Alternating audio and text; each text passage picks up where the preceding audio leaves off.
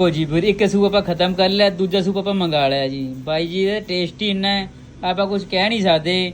ਤਰ੍ਹਾਂ ਕੋਈ ਕੱਢ ਦੇ ਫਿਰ। ਜੇ ਸੂਪ ਪੀਣਾ ਹੈ ਬਾਈ ਜੀ ਜਲਦੀ ਜਲਦੀ ਤੁਸੀਂ ਰਤੀ ਆ ਜਾਓ, ਚਾਹੇ ਜਿਹੜੇ ਮਰਜ਼ੀ ਸ਼ਹਿਰ 'ਚ ਹੋ। ਕਹਿੰਦੇ ਨਜ਼ਾਰਾ ਹਰੇਕ ਸ਼ਹਿਰ ਦਾ ਲੈਣਾ ਚਾਹੀਦਾ ਹੈ।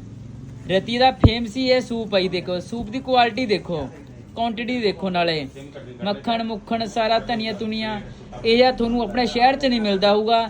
ਨਾਲੇ ਮਾਤਰ ਕਿੰਨੇ 25 ਰੁਪਈਆਂ ਦਾ। ਆ ਬਾਈਆਂ ਕੋਲ ਲਾਈਨ ਲਾ ਕੇ ਅੱਧਾ ਘੰਟੇ ਬਾਅਦ ਸੂਪ ਦੀ ਵਾਰੀ ਆਉਂਦੀ ਹੈ, ਪਰ ਇੰਨਾ ਧਿਆਨ ਰੱਖਿਓ। ਚੱਲਦੀ ਤੇ ਇਹਦੇ ਨਾਲ ਵੀ ਹੈ ਮੌਤੀ ਫਾਲ ਦੇ ਵੀ ਮੂਰੇ। ਜਿਹੜਾ ਬੰਦਾ ਇੱਕ ਵਾਰੀ ਪੀ ਲਵੇ ਉਹ ਮੁੜ ਕੇ ਸੂਪ ਪੂਰੀ ਪੀਣ ਆਊਗਾ ਨਗਦੇ ਵਗਦੇ। ਹਾਂਜੀ।